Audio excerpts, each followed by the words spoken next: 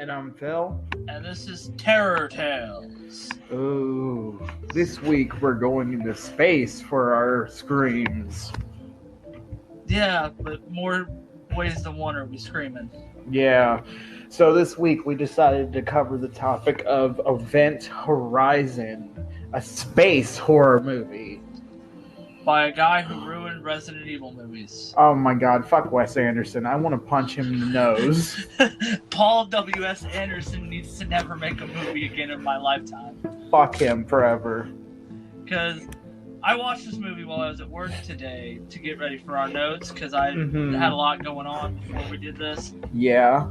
And I did the same thing that we talked about. Like, I had to keep forcing myself. Excuse me. Like, I hate to say that. We said we were going to cover this, but I had to force myself to finish it so that we could even get through it. And I hate to say this, but as a horror movie, it lacks. As a space movie, their CGI budget got cut to shit. Yeah, me too. That's how I feel. Like, I had trouble finishing this movie. I was barely even paying attention, to be quite honest. I did my best, and if I completely got lost, I would rewind real quick, but if I'm being honest with myself, I did not really like it. I liked some of the kills, and I liked some of the special effects, but overall, I felt it was more sci-fi than it was horror. Yeah, I mean, horror moments, I guess. Like I was saying to you, is like when I was doing my research, I'd go through a couple YouTube videos. A couple of the people who actually did their kind of reviews on it, like when they started it off, they said that it looked like, Hellraiser in space, pretty much, even as Hellraiser in space is out. Yeah. It was just another one of those. And then there's actually comparisons between a lot of these sets on the Event Horizon ship that are from the first Alien, if you look at it. Right. I mean, this movie here, it bombed. I mean, it was actually so bad that after the DVD sales started getting a cult following, they wanted Wes Anderson to get back to his original 130-minute cut before they told him to cut it because of, I guess, Titanic wasn't coming out on time. Oh, no, that sounds absolutely terrible, to be quite honest with you. If you would have given me another, hour of this movie, I might have punched myself in the dick. I would have cried and, said, screw it, we need something else, Timmy. We'll do something else, man. We'll amputate! Yeah, fuck it, we'll do it live!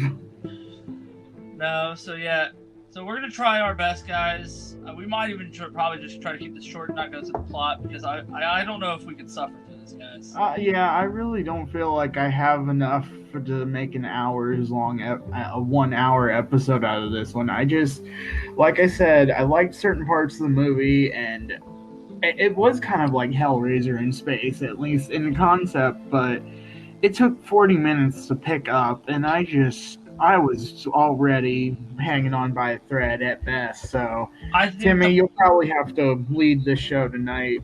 We can probably find another topic to talk about live since we're here. Yeah, and I'll do my best. I'm probably just going to go over the things that we did like about it. Word. Little facts or something like that, and probably just see what we can, come up with while we're here, because this is our lull between franchises anyways. Yeah, well, this is our franchise, de-escalation, something. More or less, this is our cool down from, starting to have staleness from doing one franchise. Yeah, we're taking a break to chill out a little bit, and then we're going to come back and do the next series. And with there being 8 fucking... that's my favorite franchise, so I'm going to actually love 8 fucking Freddy movies. Dude, are we going to do Freddy versus Jason too? Well, see, that's where I was kind of, conflicted. Because do you want to do it from Freddy's point of view or Jason's point of view? Well, we are going to cover Friday the 13th eventually. You know what we could do? We could do, at some point, once we actually go through the Friday the 13th series, we can come back, and do Freddy versus Jason after we've seen both franchises and kind of come at them like a sort of... We'll see how we feel after we do both franchises, I guess. That would, that'd be fine, because we'll probably do the same thing we did after we're done with Nightmare. and that's going to take us like 2 months of our recording schedule. Mm. And so we'll do that, and then come back and, like I said, tackle it as we could do like a versus kind of thing, like you go through the Voorhees part, and I'll do Freddy. Right. And figure out. Sorry.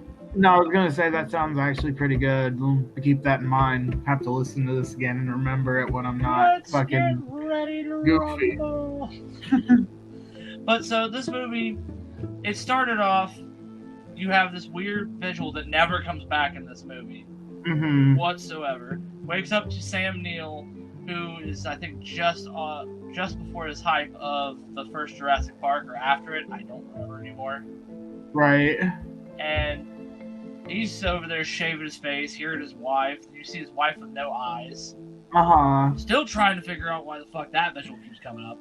Make us all. Man, I swear to God, like, the first time I saw the trailer for this, I felt like, the way this was hyped up to me, that you were hyping this up to me, like, it felt like it was gonna be sort of Dead Space-ish, but, like, with actual, like, alien elements, too, I guess. Yeah, and I kind of regret hyping it up like that, because I just remember nostalgia, because as a child, I remember bits and pieces of this movie, and I told you before, everything kind of terrified me if there was like a haunting visual in it. Yeah, I guess I understand that. I mean, the original Creepshow and Tales from the Crypt, even though they weren't always directly scary, they were still unnerving enough to stick around in my young mind. And nowadays, I just watch them and I just laugh because they're just bad. They're bad, but they're funny. Well, the part that I remember the most, which was when Sam Neill, Dr. Weir, where you see him sitting on that little captain's chair throne thing, and his eyes and his face are gone. Yeah, I remember that, where he's got where his eyes look like they've been scooped out by an ice cream scoop. And it looks like his face has become some beef curtains. Oh yeah, freaking! I have such wonderful things to show you. That's the part that I remember, but I always thought that the color scheme of it was a little different, so I misremembered half this movie. Yeah. So, but Lawrence Fishburne, I still think his acting was the strongest out of the whole cast. As much as I like Sam Neill, this kind of this wasn't his movie. It should not have. And I'm surprised it has a cult following, because there's nothing great about it other than some visual effects and some makeup. Yeah, I mean, just throughout the movie where they're just showing brief glimpses of everybody, like clearly bound and being tortured and torn up and like eviscerated in different ways and all that gore and blood, and you know what I'm trying to say. Yeah, like, I mean, all it, but it just, like, I don't know. It took forever to actually get to that point where that got enjoyable, because it kept, like, I don't know. Too much dialogue for a horror movie. Yeah, it was pretty much too much tell, don't show. It was doing a whole tell, don't show sort of thing, where it was just telling you everything. Yeah, I mean, the science was good, some of the visual effects, were good, but the issue is those lulls between. Oh my god, and there was just, I mean, this was, I don't know. It's an hour and 36-minute movie that I kind of cut myself down to, I'd say 40 minutes, because I would kind of try to listen to a little bit of it, but if I don't feel like I'm going anywhere, I'd skip up a little bit. Yeah, I didn't even do that. I'd watch, and then I feel like I'd doze out for like 10 seconds and then just rerun real quick and keep watching and then that kept happening a couple of times. So the next time we do these lulls between franchises, we're going to find one we both actually think would be a better one. I actually have an idea for the next one, not this week coming up, but when we're done with Nightmare. Well, yeah, you'll have to run that by me, like, when we're not, like, doing this. Yeah, no, but I think it might be kind of cool, and so we'll talk about that later. Sure. So, while we're going through this, there's pretty much not much more we can say about this movie. Is there anything further you'd like to discuss while we got this, so that we actually have at least a somewhat decent episode? Well, I mean, like I said, we can find something else that we can watch real quick on YouTube or discuss or something. Let me see. I'll go to YouTube. I got probably something. So just give me a second to find. Yeah. What's on my YouTube? Because while you do that, let's go ahead and wrap up our feelings about this movie.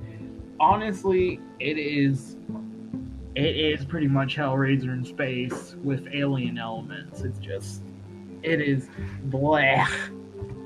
I mean, at the near end, when he's in that full makeup with all the cut faces thing, when he comes out from the black hole machine thing.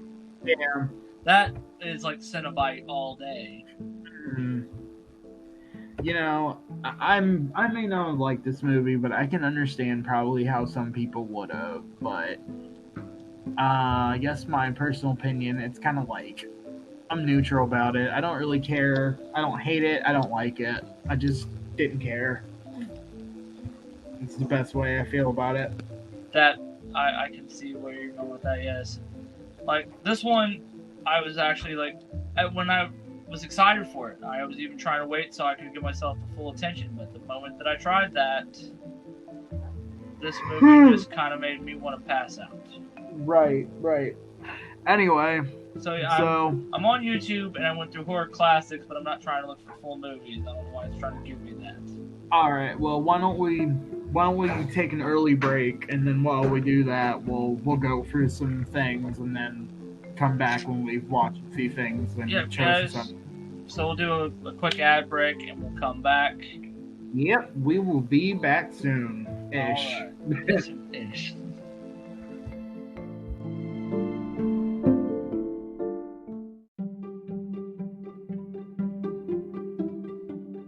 Hey guys, I'm Phil from the Terror Tales podcast, here to tell you all about Anchor.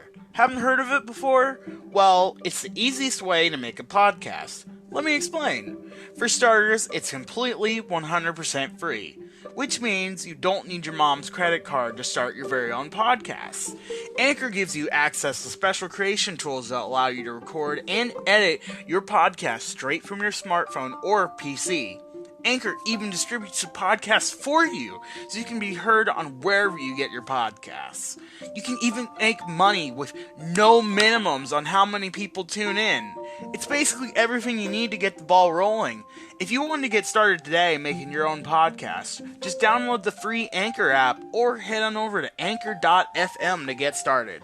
Remember guys, that's anchor.fm or download the free app to get started today. I'm Phil, and this is from the Terror Tales, signing off.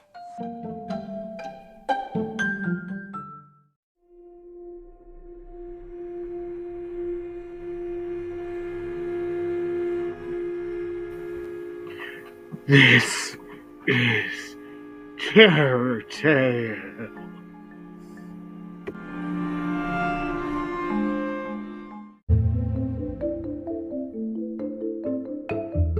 Guys, and we are back from that ad break. All right. And so we have decided while we were doing our ad break and we were shooting some ideas between each other, what we were going to do is we're going to cover a little Roger Corman flick that stars Corey Feldman called Splatter. Yeah, this one's about a vengeful band member who comes back from the dead to reap vengeance upon the 5 people in life who screwed him over.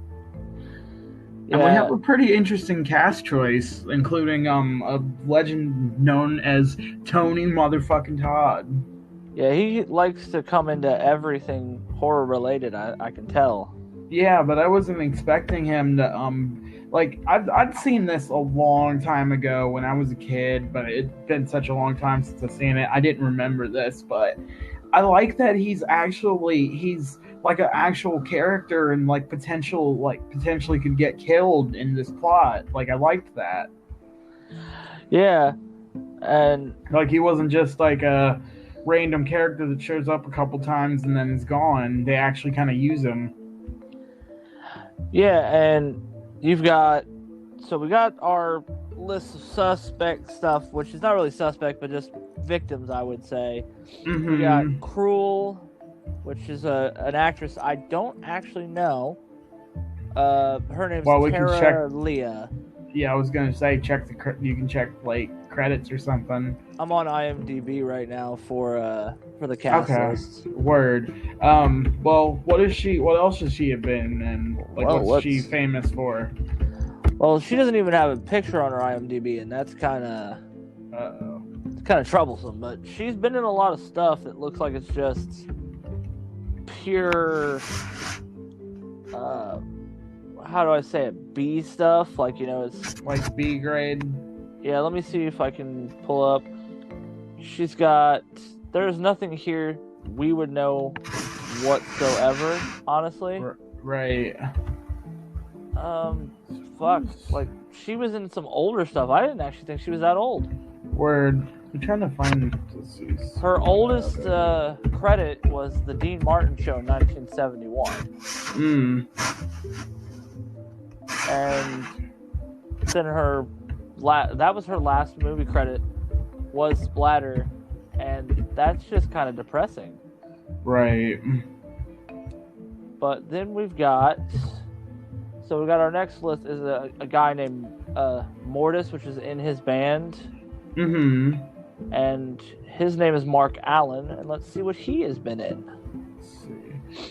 He says 8 episodes for him. Yeah, wow, Tara Lee really doesn't have a picture. I finally pulled this up. I want to look up Erin Way real quick while we're sitting here. Let's see. So she's just kind of in her Mark doing Allen, her own thing. Mark Allen looks like the stuff he's been in is kind of also B, but I think he's not the leader of anything. Indeed. But his last credit was in something called Trafficked. Right. And first one is a show that nobody looks like they'd care about. Well, anyway, so Splatter is, just reading from the IMDb summary here real quick. After self-righteous rock star Johnny Splatter puts a bullet in his own head, only 5 people are chosen to attend the reading of Splatter's will. The manager, the shrink, the guitarist, the lover, and the groupie. Will they get what they came for, or what Splatter thinks they deserve? And that's by a person named Chad Wagner here on the page, which I'd say that's pretty accurate. It's pretty decent little short. Yeah, I mean, there's no budget. You can tell by a lot of the blood splatter, the makeup. Yeah, a lot of the practical effects for the kills, except for the one like electrocution scene. That one, that's probably like, if that had a budget, that would be it. Yeah, like, okay, this is the one kill, we're gonna go all out on. The rest you're gonna have to be creative. Yeah, we're gonna have to do our best here, but so they're sitting there saying Johnny, more or less Johnny Splatter. Yeah, Johnny Splatter. They're like, well, Johnny killed himself. This is just like Johnny. Blah blah blah. He takes everything from like me. He's super dramatic and. Like, that's the way he acts. This is just, like, he's so dramatic about these sorts of things. They're thinking he's just pulling a prank on them, that he's not really dead. But then as they're sitting there, the monitor comes on, and it flashes, like, the scene that we see in the beginning of the movie where Johnny basically blows his brains out, but then it freeze frames on it while they're all freaking out, and rewinds and starts playing for real. Yeah, and then he sits there and says that the 5 people on the that have wronged me. And then, so after that, he proceeds to shut down the house with like bulletproof glass, and then, well, no, it's bulletproof that metal. Yeah, I think I know what you're talking about. Yeah, I don't remember though. It was a signal jammer after that, so they can't call out and try to get out. So while they're all freaking out about this, the therapist. Well, hold on. Before I get to the therapist, Johnny comes back and says about Cruel and the therapist, the 2 people he talks about first. Right. Saying that Cruel took his his song and sold it and got famous off of his stuff. Yeah. And then the therapist, he said that pretty much tried to brainwash him, make a book out of it, make him a puppet. Mm-hmm. And so right after that, everybody's trying to call everything, and they're like freaking out. And so he's like, I bought him this phone booth, and I'm gonna. He loved nostalgia. Yeah, he's really a fan of those nostalgia goggles. And so then he goes in there thinking he can make a phone call and he's gonna get out. Mm-hmm. Like, everybody's like, we're gonna stay. He wouldn't actually cut us out of his will. There's no way he'd be so greedy. And oh, do they find out? Yep. And so he tries to make the phone call, and then you start seeing like electricity all through this phone booth, and you start to see the therapist's skin's popping and just boiling, and it does look pretty gross, even for a practical effect. Yeah, and Tony Todd tries to come up and rescue him. He like stabs the phone booth and then gets shot back and electrocuted in the most amusing way. Yeah, and then so we just see the rest of what happens to the therapist, and it's just gruesome. Yeah, he turns into a giant slice of pepperoni pizza with bubbling cheese. Just the way I like it. Hold the meatballs. So yeah, so we got, after that, Cruel is going around looking for stuff, trying to get out. Yeah. And so she runs into a demon-looking Johnny. Right. Runs away from him and then tries to apologize to him, thinking she could reason with him. And he's over here just Corey Feldman cheesing it up in only ways that he can. Right. Just hamming it up, man. And then But you love it. Yeah, he pulls out a CD, and I don't fully remember the dialogue he says, but then he does that, grabs her by the back. Oh yeah, I know what he said. She's like I'm sorry I took your song, but you always said you liked my voice better. And he's like, he grabs her head, he's talking to her for a second, and then he yanks her hair back real hard. It's like, I lied, and slices her throat with that CD. And then he starts being like, all right, now sing my song, and like you can't understand. I mean, you probably have to seriously listen in to hear what she said, but I'm high and I wasn't paying attention. I was laughing at the subtitles, so I didn't. To be quite honest, I just heard the gurgling, and then it was just gurgling. And so then yeah, great singing lady. Yep. So after that, now. And we don't see what happens to her after that. He's like sitting there talking to the monitor and says, who's next? Because it's a web series. Right. And so now we've got Tony Todd, Mortis, and the groupie chick talking. And she keeps saying that Johnny's not going to leave me out of anything. We had a connection. Yeah, your little, I met him at a party. We're soulmates. Like, stop, girl. You're just toxic. Yeah, and she kept saying that about she pulled Prince into it. Like, how the hell do you think that's okay? But he wasn't. Well, supposedly Prince is a really good problem solver, so I understand a little bit of where she's coming from, but still, man. She super hams it up. Oh yeah, she's a little goof ass, isn't she? And so everybody's starting to split up. Alright, gang, let's split up. Was it Mortis or was it the groupie chick that went first? I forgot. It was the groupie chick that went first, because Mortis and Spencer are still downstairs together when groupie chick goes and finds the bedroom. Oh yeah, and she Mortis said a pretty funny thing to her after she sat there and said, I think he's kind of hotter as a zombie. Is that right? Sick? He's like, should I be into her? I'm kind of into her. And she's like, he's like, Tony Todd, that's twisted, man. Like, it's really bad when Tony Todd's the most sane one out of your out of your group, so to speak. Right. But you know, he's always been a straight shooter. Yeah. I wanna find like one part that he's in where he's like actively like he pulls like a sort of Anthony Hopkins with the intensity of his role. And I always think that was only like Candyman because it's like one of his majorly known roles.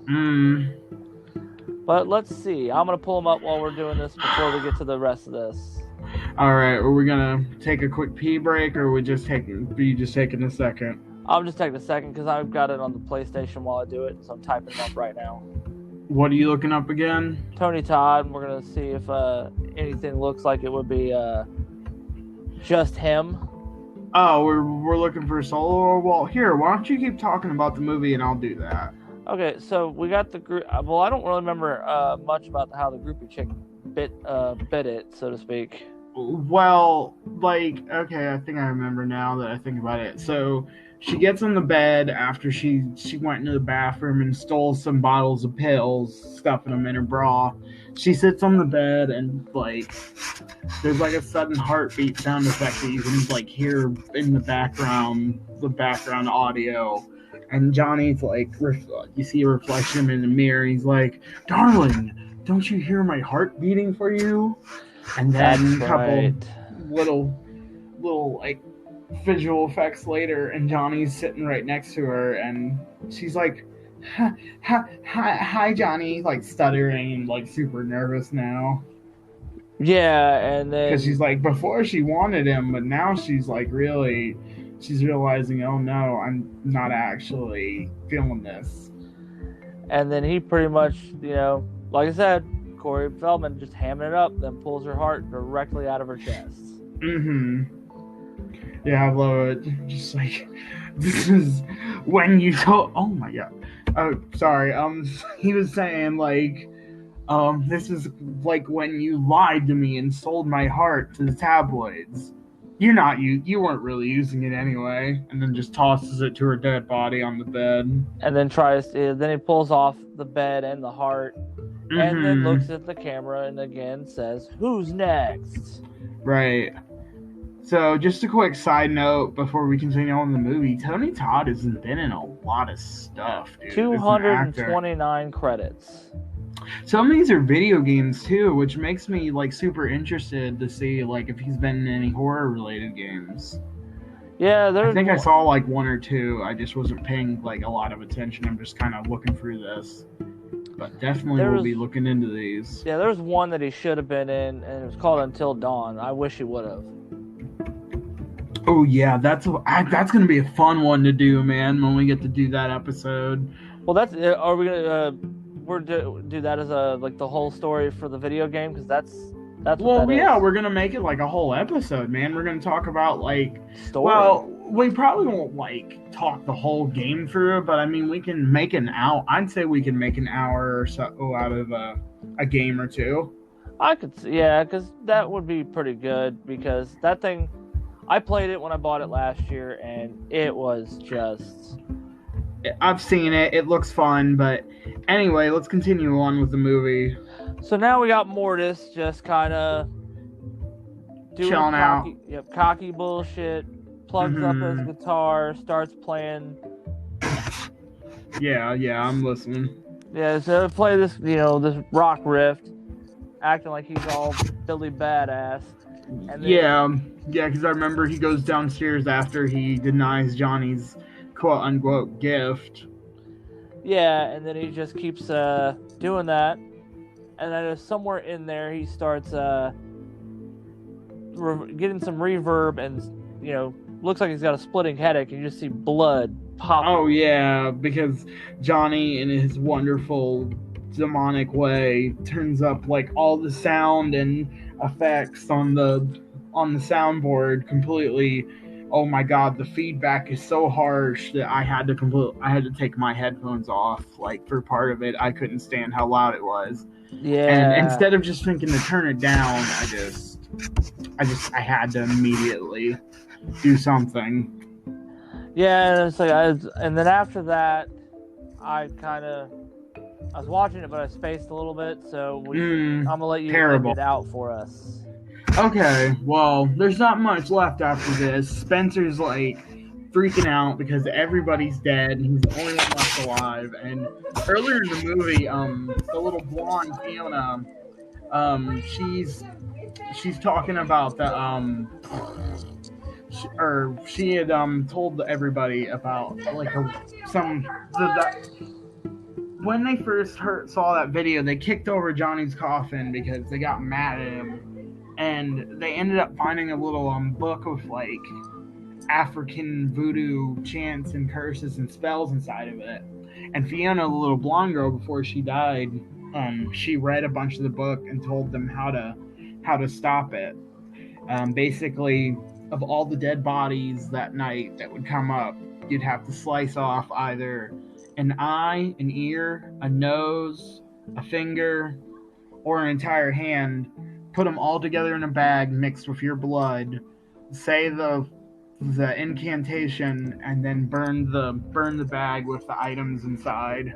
And so he starts doing that, and he's like, as he's chopping up the pieces, like, I'm gonna sue your entire state, Johnny Splatter. Just saying, like I'm gonna sue you for extreme humiliation and hurt mental trauma. Yeah, it sounds bad. Oh my god, it's so great. So, and then, yeah, now we're... And then he just basically, like, he gets all the pieces together and does basically all that. Johnny comes in and, like, attacks him from another room, like, rah, rah, rah, rah, and tackles him, and they're fighting, and all that fun shit. And, after that, Tony Todd gets the upper hand, and he already threw the bag into the fire, and Johnny's freaking out, like, oh no. But, like, Tony Todd Spencer gets the upper hand and renegotiates a deal with Johnny that he's gonna come back and basically be his bitch again.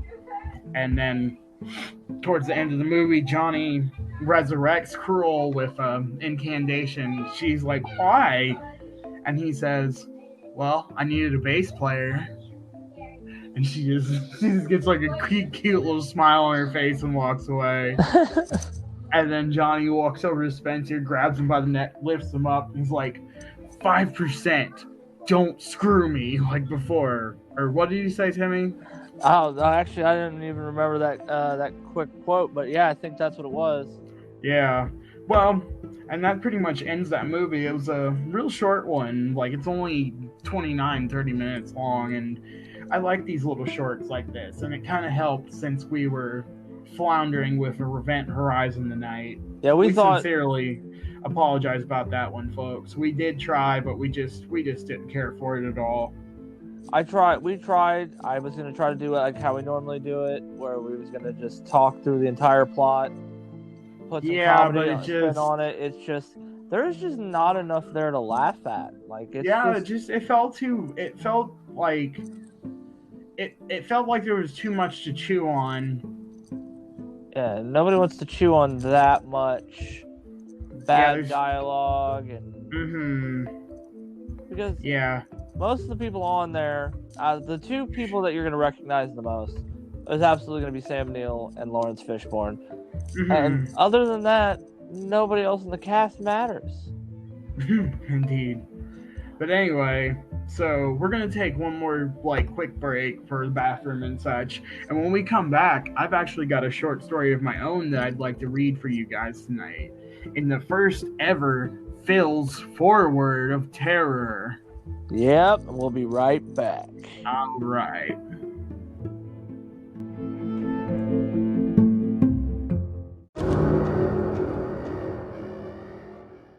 The Meat Limit is a weekly topical movie, entertainment, and television podcast where your three soon-to-be new best friends guide you through the world of movies, TV, streaming, Hollywood news, their deepest, darkest desires, and so much more. Join Scarlett, Leon, and Matt as they discuss all things entertainment and what's coming, what's going, what's here to stay, and what should have never been. Plus, bonus content including, but not limited to, personal opinions, medical advice, cooking tips, harrowing tales of terror and suspense, fits of laughter, random games, and the weekly Leon's Corner, patent pending. Tune in and reach your meat limit.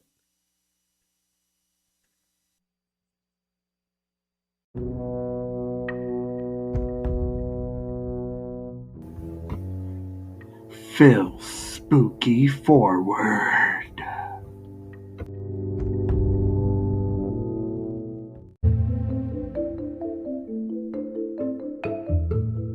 And we are back for the final segment of our show for today. Yeah, I have a spicy story for you guys. So you'll probably remember a couple episodes back, Timmy haphazardly mentioned the horror movie Krampus. Now, a couple years ago, around this time when the movie was just kind of in talks in general, not like anything was really decided just yet, I decided I would write a little horror movie like story of my own about Krampus. So this is in the styling of The Night Before Christmas, so excuse the prose. So it's called The Fright Before Christmas. 'Twas the night before Christmas, and all through the house a stirring was heard, but was too loud for a mouse. Heads were tied with devilish care, them none the wiser that he would soon be there. Bound and gagged by chains and ribbons, done my malicious intent to ready my sacrifices for the night's oncoming events. I paced the room, slowly questioning my virtues. The clock was ticking away, the time almost past his curfew. And then from the roof rose such a clatter, my wife and children knew not what was the matter. From the roof and down the chimney came a loud thud, his impact so great the dust was blown from the rug. He rose from his fall, a mighty bellow escaping his lips, my children screaming at him, only for him to command, "Shut it, or I'll eat your ribs." They did not comply, and he was quick to lash. Their life force spurted out like water, their necks opened with a slash. My wife began crying, although it was moot. They had become pawns of Santa's evil, the real one long since a substitute. Yeah, this was... I don't know why. I liked this kind of language when I write these kind of stories before. But anyway. It's kind of like The Raven, so to speak. Yeah, like Edgar Allan Poe-ish. Thank you.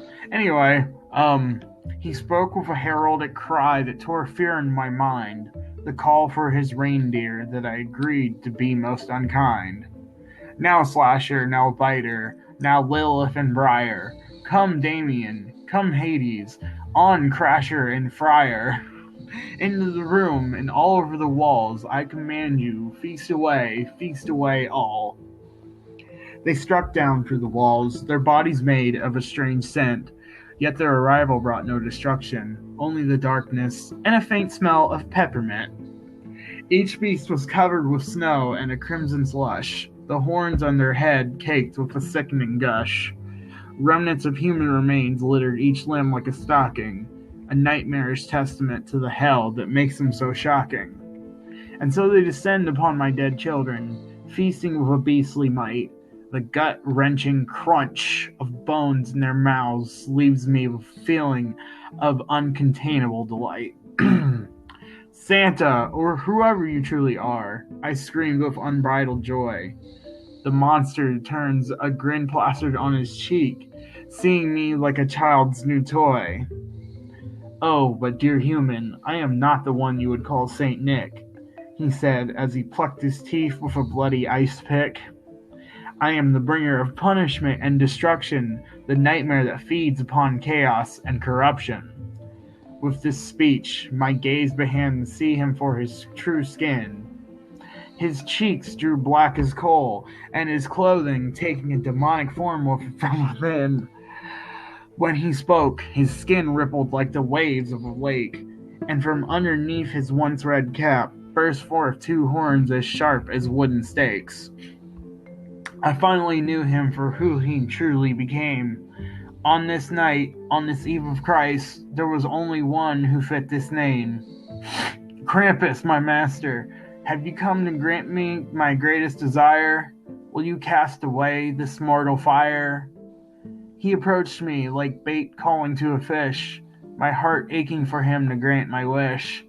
A mighty paw was placed under my shoulder, the weight of my sins crashing down upon my soul like a boulder.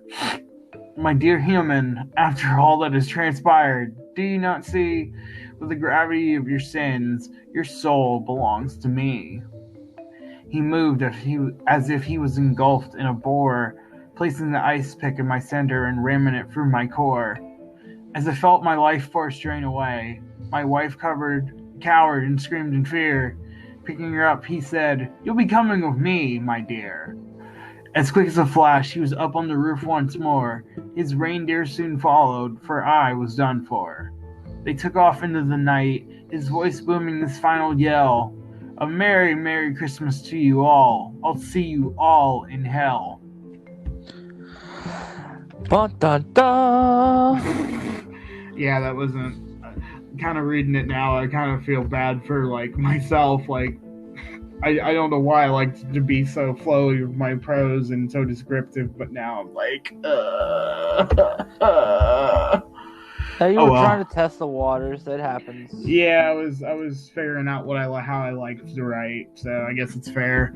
But, we hope you guys liked this slightly shorter episode of Terror Tales. We did our best this time, but, sometimes the movies get the better of us.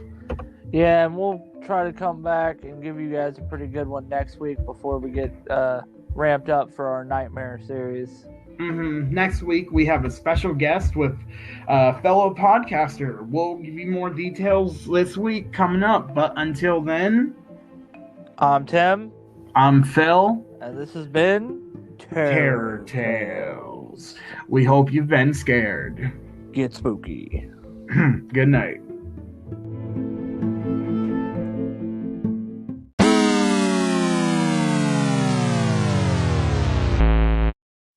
This has been a Nerd Lab Media production. Come join us on our social pages on Facebook and on Discord. We hope to see you there. Thank you.